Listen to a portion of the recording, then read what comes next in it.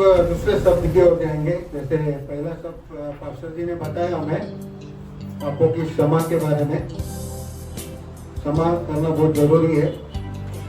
दूसरा शब्द हम देखेंगे क्यों ना लूका 23:39 से हम लोग 43 तक देखेंगे, 39 से 43। एक कुकर्मी ने उसे लपेटकर कहा, क्या तू ही मसीह है? अपने आप को और हमें बचा ले। पर दूसरे कुकर्मी ने उसे डांटा और कहा, क्या तू परमेश्वर से नहीं डरता, क्योंकि तू भी उसी दंड के योग्य है। हमें अपने कर्मों का फल मिल रहा है और यह व्यक्ति कुछ भी गलत नहीं करता। फिर उसने कहा, यीशु, जब तू अपने राज्य में आए तो मुझे याद रखना। यीशु ने उसे उत्तर दिया, मैं तुझसे सच कहता हूँ, आज तू मेरे साथ स्वर्ग में होगा। हालेलुया। यहाँ पे दो मनुष्य के बारे में हम लोग देख रहे हैं। तो दो मनुष्य में से क्यों ना दोनों मनुष्य के स्वभाव को हम देखें। पहले मनुष्य का स्वभाव कठोर था, पापों से भरा हुआ था। वो जानता था कि यीशु मसीह ने कोई गुनाह नहीं किया, यीशु मसीह निर्दोष है, क्योंकि पूरी दुनिया जानती थी तो वो भी जानता था। इसके बावजूद भी उसने जगह पे यीशु मसीह का अपमान किया, निंदा किया। हालेलुया। और जब यीशु मसीह का निंदा किया, वो जानते हुए भी, इसका मतलब ये व्यक्ति को उद्धार नहीं पाना था। उद्धार पाना एक मनुष्य के हाथ में होता है। किसके हाथ में होता है? परमेश्वर तो है, लेकिन मनुष्य के भी हाथ में होता है कि परमेश्वर ने क्या किया कि मैं उसके लिए कुछ करूं। परमेश्वर ने तो मेरे लिए किया, लेकिन मुझे भी परमेश्वर के लिए करना है। तो उस व्यक्ति ने जानते हुए भी उसने कुछ नहीं किया, और उसने, उसके मन में एक ही चीज था, क्या था? परमेश्वर हमको बचा। लेकिन मैं आपको बताना चाहता हूं, अगर ये व्यक्ति का ऐसा स्वभाव था तो उद्धार कैसे पाएगा? अगर उद्धार पाने तो दूसरे व्यक्ति की ओर हम लोग देखते हैं, जो अभी हम लोग नए मुद्दे पर आ रहे हैं। दूसरे व्यक्ति ने क्या बोला? क्या तू ये भी नहीं जानता कि हमारा खुदा यीशु मसीह निर्दोष है, निष्पापी है, उसमें कोई खोट नहीं है, उसमें कोई पाप नहीं है, और वो पवित्र है। दूसरे व्यक्ति के स्वभाव से हमें सीखने मिलता है, वो व्यक्ति के अंदर परमेश्वर का भय था। हालेलुया। वो व्यक्ति के अंदर क्या था? परमेश्वर का भय था, और वो व्यक्ति के अंदर परमेश्वर का न्याय जानना, मतलब न्याय को उसने जान चुका था। वो जान चुका था कि परमेश्वर का न्याय आने वाला है।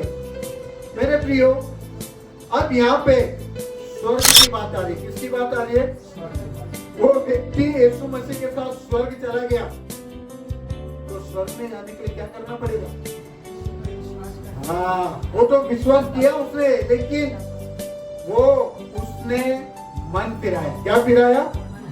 मन फिराया, पश्चाताप किया, पाप को कबूला, गुनाह को कबूला, और क्या बोला? हमारे साथ जो है मैंने उसको देखा हुआ है, और देखते हुए मैंने देखा ही नहीं, मेरी आत्मा में जाना है वो व्यक्ति क्या है। उस व्यक्ति ने बोला, मेरी आत्मा में आने, मैंने अंदर से जान लिया कि ये खुदा क्या है, क्योंकि इसने अपने आप को दे दिया, तो हम क्या है। हालेलुया।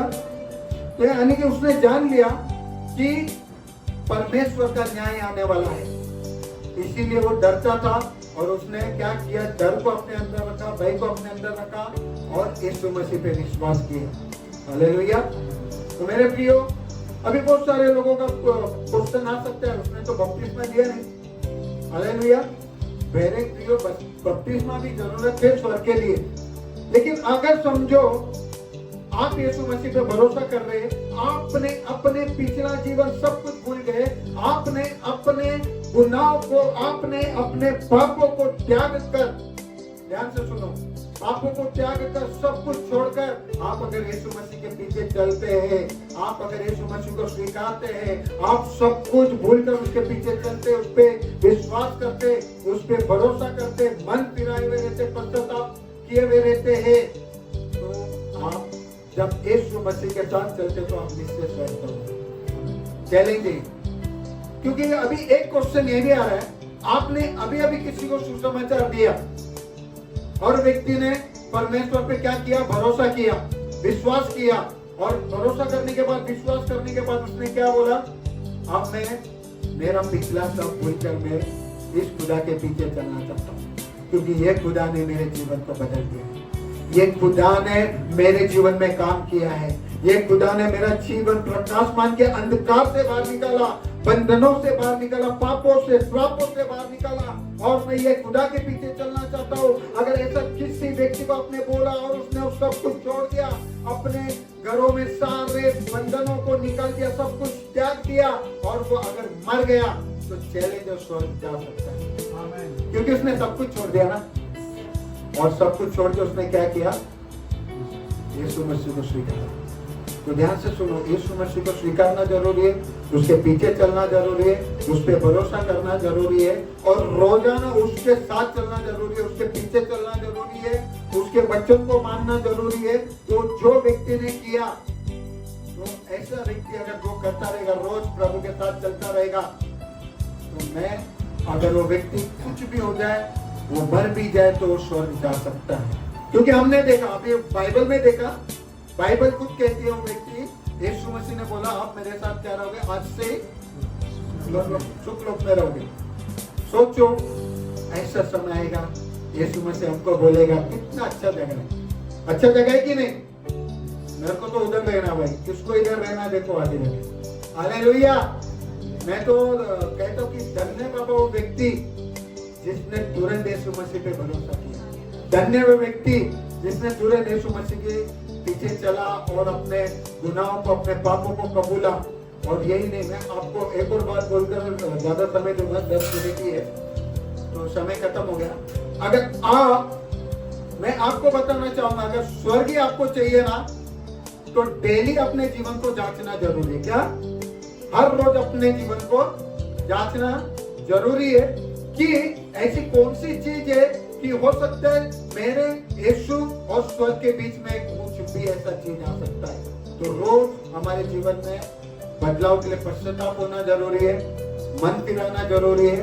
हम लोग सुबह से लेकर शाम तक क्या करते, कभी कभी हम वो भी भूल जाते हैं, और भूलने के बाद वो बंधन बनते रहता है, और बंधन बनने के बाद फिर व्यक्ति भटक जाता है। तो भटकने से पहले हमको ये जानना जरूरी कि आज सुबह से मैंने क्या किया है, क्योंकि रोज हमको पश्चाताप करना जरूरी है, रोज हमको कबूलना जरूरी है, रोज हमसे यीशु से बातें करना जरूरी है, रोज हमारे खुदा के साथ चलना जरूरी है, और रोज उससे रिश्ता रखना जरूरी है। हालेलुया।